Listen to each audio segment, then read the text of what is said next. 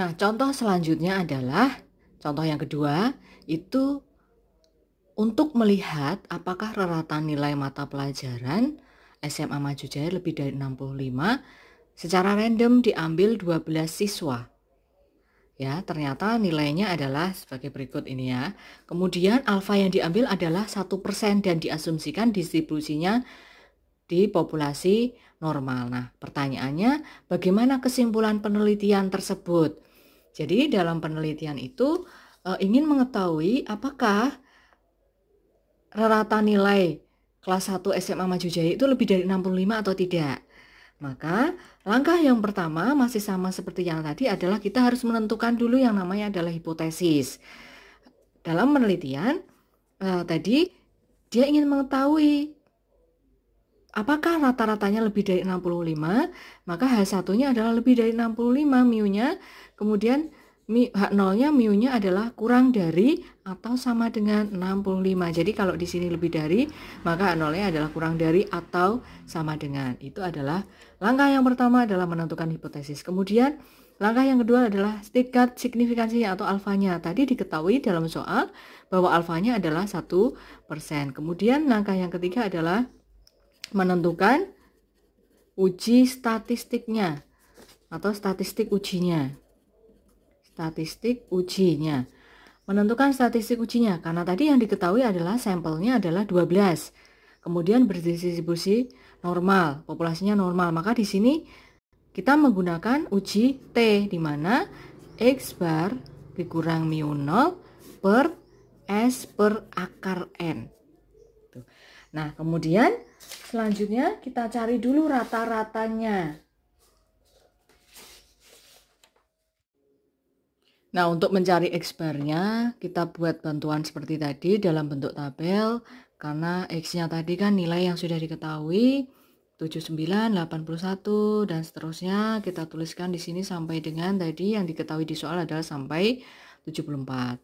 Kemudian setelah itu kita cari masing-masing dikuadratkan, yaitu X kuadrat, 79 kuadrat, 6241, dan seterusnya hingga 74 kuadrat 5476. Nah, sekarang kita jumlahkan tadi X secara keseluruhan di sini jumlahnya adalah 892. Kemudian yang kuadrat juga kita jumlahkan semua sehingga di sini hasilnya adalah 68.044. Nah, sekarang kita tinggal mencari X barnya atau rata-ratanya adalah X bar itu kan sigma X dibagi dengan N. Sigma X-nya tadi 892 per sampelnya adalah 12. Sehingga di sini diperoleh X rata-ratanya adalah sebesar 74,333. Ini adalah X barnya. Kemudian selanjutnya mu nolnya. Mu nolnya apa di sini? Mu nolnya adalah 65. Mu nolnya adalah 65 yaitu rata-ratanya tadi ya. Kemudian selanjutnya kita menentukan S-nya. S, cara mencari S rumusnya adalah tadi adalah akar dari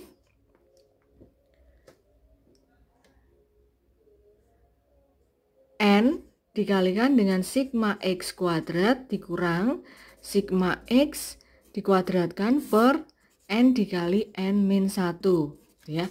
Kemudian N-nya kan sudah diketahui tadi 12 dikali dengan sigma X kuadrat tadi adalah 68.044.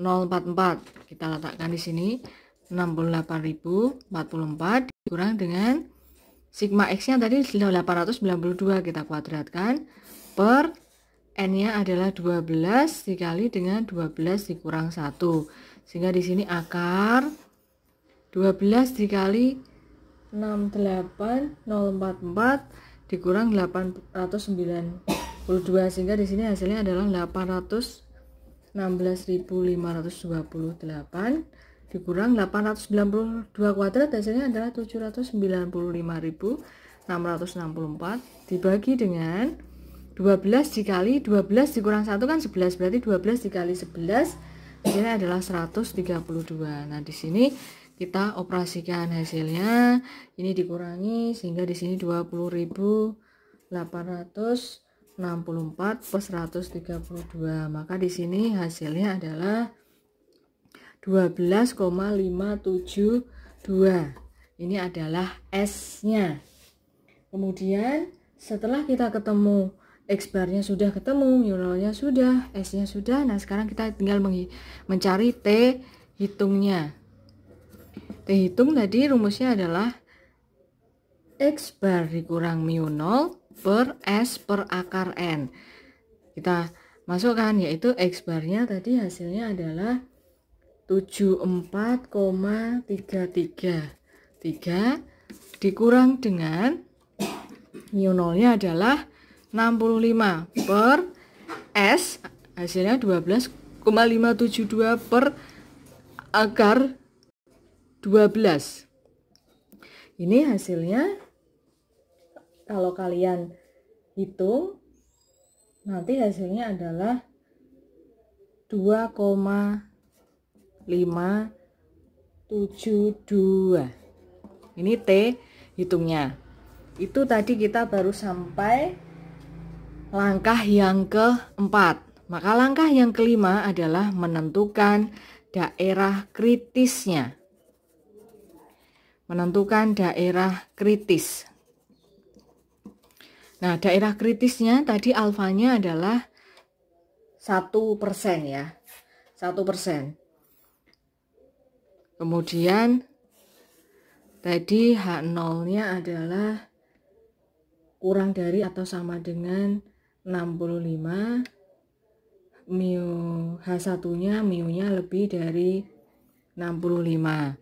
Maka di sini penolakan H0 adalah mu lebih dari 65. Di situ ini ya, mu lebih dari 65. Maka di sini mu lebih dari 65 ini adalah daerah kritisnya.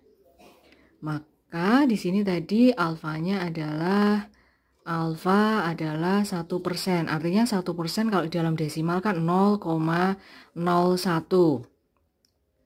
Kemudian kita cari alfanya, T-nya adalah T tabelnya adalah T alfa.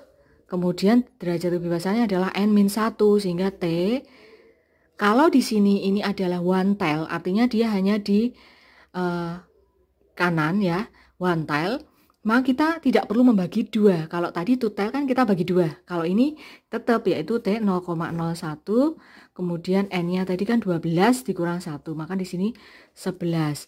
Nah, sekarang kita tinggal cari di T tabelnya. Jadi T tabel dengan T-nya tadi alfanya adalah 0,01, kemudian derajat kebebasannya adalah 11. Kita cari di T tabel. Maka 0,01 itu posisinya di ini ya, 0,01. Kemudian N-nya adalah 11. Maka ini.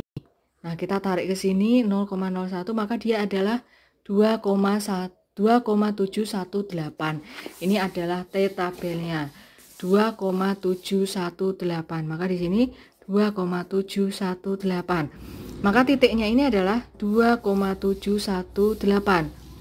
Maka daerah kritisnya itu apa? Daerah kritisnya apabila lebih dari 2,718. T lebih dari 2,718. Nah, sekarang kita tinggal ke keputusan ujinya seperti apa. Langkah yang keenam adalah keputusan uji. Daerah kritisnya lebih dari 2,718. Kemudian tadi T hitungnya adalah 2,572. Maka 2,572 kalau di dalam sini posisinya di mana? Di sebelah kanan 2,718 atau sebelah kirinya 2,718? Kalau kita cek kan dia posisinya di sebelah kiri titik 2,578 posisi titiknya ya. Maka kan kemungkinan kan dia di sini ya. Maka kalau dia berada di sini maka dia berada di wilayah yang tidak diarsir.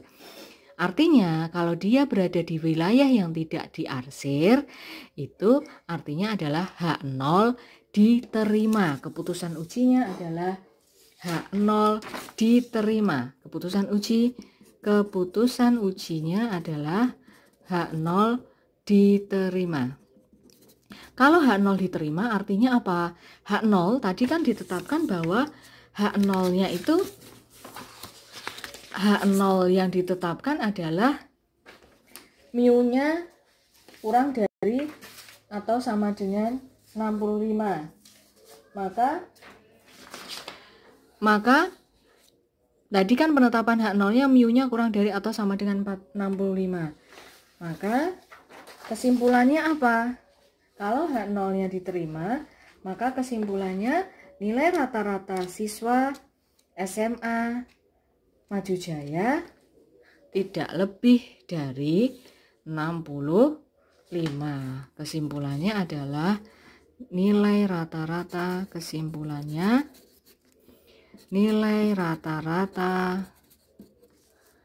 SMA Maju Jaya tidak lebih dari 65 gitu ya.